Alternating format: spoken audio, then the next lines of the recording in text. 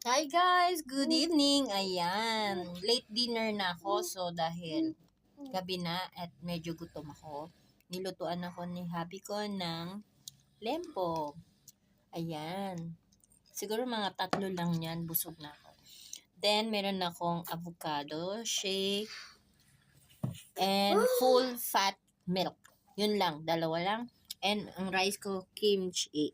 Yan. Tapos may suka ko, sinasawsaw ko. And then, water and lemon.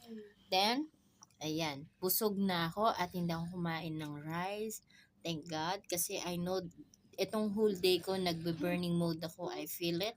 So, continue my journey and to low my inflammation, to lose weight. And, you will see, your pimple go away, your lose weight, your inflammation low, and correct your hormones para makorek yung dopamine nyo at saka yung ghrelin nyo, that is the hunger hormones, and for your leptin, that is your anxiety hormones. Para mabalance yun pag nag-activate tong kinain ko, good fat and high protein. Then you will see your body amazing healing. So, bati, kain tayo. Yummy!